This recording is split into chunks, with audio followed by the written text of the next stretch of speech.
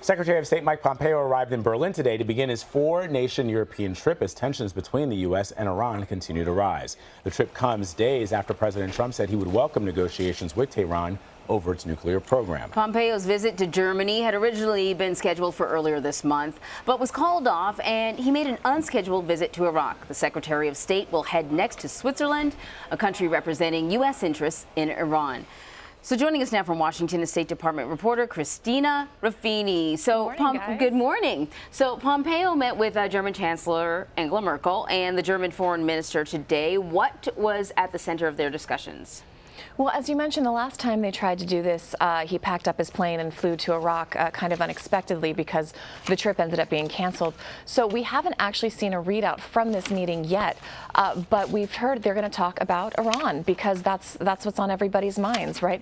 Germany is one of the biggest supporters of the JCPOA, the Iran nuclear agreement, and it's trying to hold kind of the tattered ends of that agreement together along with Britain and France now that the U.S. has exited. They also, Chancellor Angela Merkel spoke before the meeting and said they were expected to talk about a variety of issues. Secretary Pompeo was asked what he'd talk about. He said they were going to talk about Huawei, which is a big presence in Europe. The Secretary has said over and over again, China and its technology are almost always a topic of discussion in these high-level meetings. They're also going to talk about Russia and Ukraine.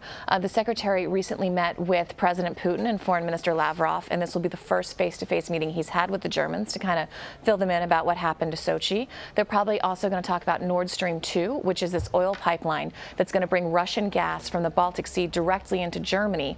The administration doesn't particularly like it and sees it as a potential security threat. So lots to discuss in their meeting, which lasted about an hour in Berlin, and the Secretary has since flown to Switzerland. Christina, let me ask you about the reports coming out of North Korea that they may have executed some of the officials involved in the negotiations during the February summit between the president and Kim Jong-un.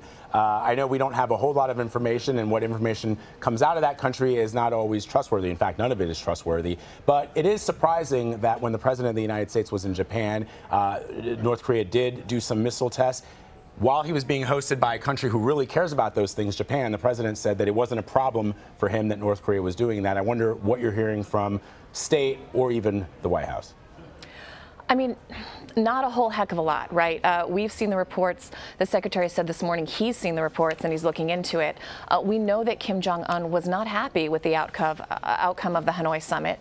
The White House wasn't especially thrilled either, but failing to deliver an outcome has slightly more dire consequences in North Korea, where you can go from delivering an envelope with a letter to the President of the United States in the Oval Office one month and a forced labor camp the next, which is what we're hearing has possibly happened to Kim Yong-chol. These stories coming from North Korea, of course, as you mentioned, Vlad, always need to be taken with a grain of salt because of the reclusive and closed nature of the North Korean regime.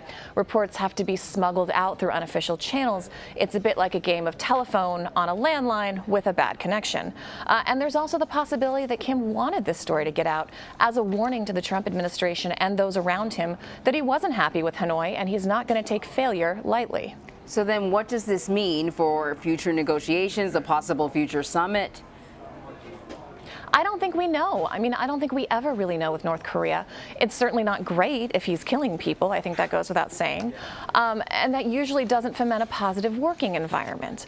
But we'll have to wait and see if these reports are, in fact, determined to be accurate, who will replace these individuals going forward, and what that means for the willingness of Kim to come back to the negotiating table and talk to the U.S., although he might not have a big rush of applicants for the job of chief negotiator, given what happened to the last one. Yeah, well, really. But it does speak to the dangers that have been discussed by analysts ever since the president and the North Korean dictator first came to an agreement that they should meet, which is you now elevated this individual onto the world stage. But business as usual in North Korea, just because he's a seat at the table now does not mean that he's going to change anything. I mean, one could argue that it is business as usual, but at least at times there was sort of this mask or veneer of, sort of being at least more fair. Well, and the now president says he and Kim Jong-un have a love affair. Right? Right, exactly. And so if this report is true, coupled with the missile testing, it certainly seems like Kim Jong-un is fearless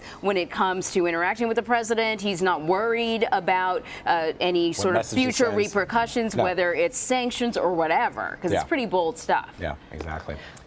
Well, I think it's easy to forget, you know, because even we as reporters, we saw Kim in Hanoi, right? We saw him waving to journalists. We saw him taking questions shouted by the press pool. So you think, because there is that facade of normality, that, hey, maybe things are changing. I think this is an important reality check, that just because he comes to conferences and just because he is making ovations to act more like a normal nation doesn't mean he's going to do that when he goes back home. And that's something lawmakers and journalists need to remember. Yeah, I would think it would put the president in a tough position when he praises Kim Jong-un, when he sort of, you know, deals with his behavior with a light touch. I mean, some things I think you just can't sort of explain away. Indeed.